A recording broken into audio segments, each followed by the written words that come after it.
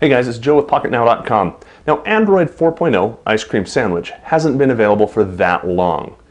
And in fact, it's been available in the AOSP, the Android open source project, for even shorter than that. Now, the AOSP, for those of you who don't know, or those who want a reminder, is the open source repository where people, developers, you or me, can go out and grab a copy of the source code of Android and cook our own ROM for whatever device we want. We can put in our own bells and whistles and features, take anything out that we don't want. Really kind of a cool idea.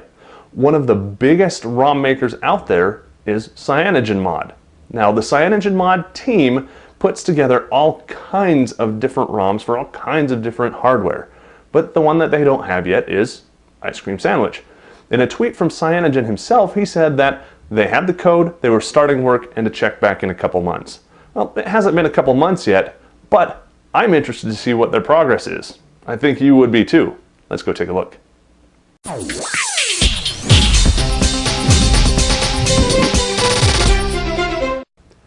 This is the Samsung Galaxy Nexus, specifically the GSM variety, which right now is running Android version 4.0.1, well, for everybody else. Some people have gotten a 4.0.2 update, but that's about it.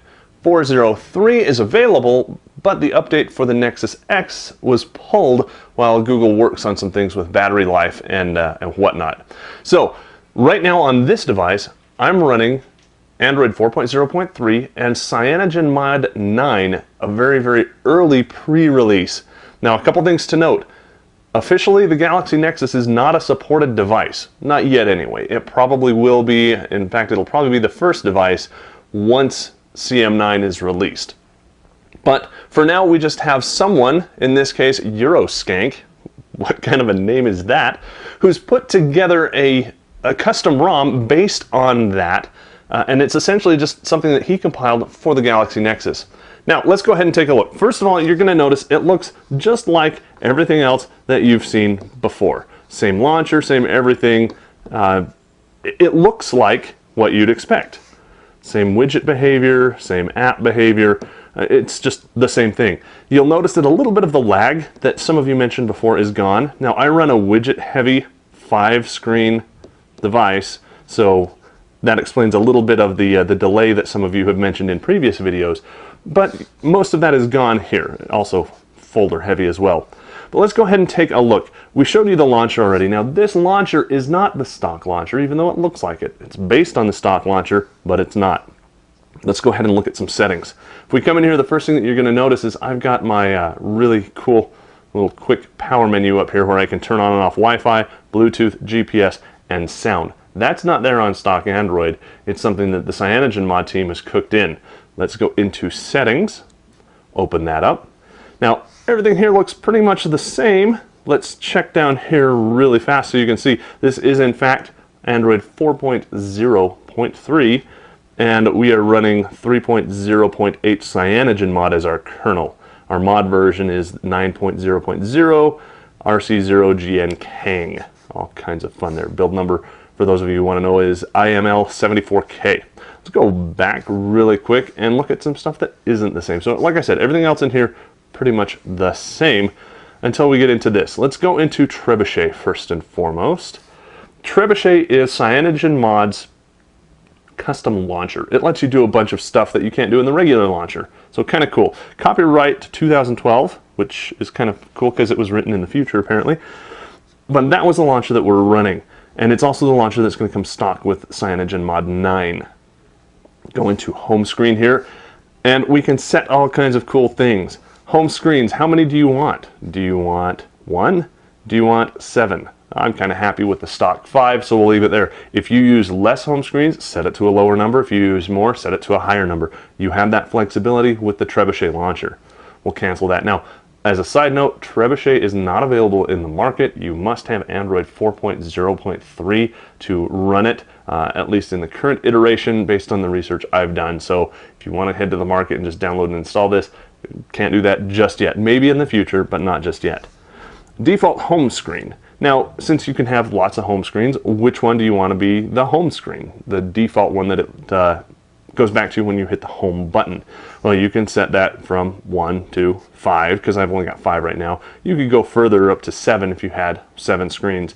But right there in the middle is where I like it. That way I have an equal number on both sides. Search bar, you can get rid of that persistent search bar with just a checkbox. Very simple, very nice. You can resize any widget. This is a carryover from older Cyanogen mods, which are really kind of cool. You can, well, resize any widget. If you've got a widget that's taking up too much space, it's taking up, say, 4x1, and it really only needs 3x1, now you can do that simply by enabling that. It is turned off by default, but head here, check that, you're done. Scroll wallpaper, you can either scroll the wallpaper when scrolling home screens or not. If you turn that off, you're going to get a little bit better performance, but you're not going to be able to have as much of a wide screen experience for your wallpapers. Some people like that, some people don't. It's up to you, and now you can change that right there in the home screen settings for Trebuchet. The page indicator, you can turn that on or off, and you can have it fade out when you don't need it. I'll go back and show you that in just a minute. Let's go back to some more settings. The drawer has essentially the same types of settings as regarding the page indicator, so you can know how many pages you have to look at and where you are in relation to the other pages. You can also join the widgets with the apps, which is the stock behavior of the default launcher, where once you get to the end of your apps, just swiping over to the left will give you your widgets, and vice versa. Let's go and look at the dock. Dock does nothing yet. Icons does nothing yet. And general, you can tell it to auto-rotate the screen. So not an awful lot. We'll go ahead and look at the copyright, which does nothing yet. So still very obviously a work in progress, things that have not been wired up or are not complete yet, but it's progress, and there's still a lot of cool stuff that you can do up here with the home screen and the drawer. Let's go back now out of the launcher, that again is called Trebuchet, and into the Cyanogen mod settings. Open that up.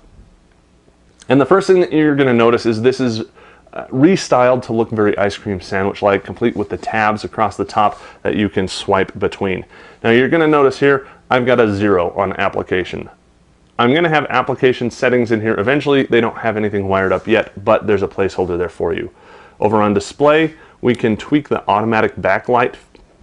I've got that set to on to help kind of level out the backlighting based on the ambient light sensor. You can go in and make custom changes to that and just really optimize that to however you want it.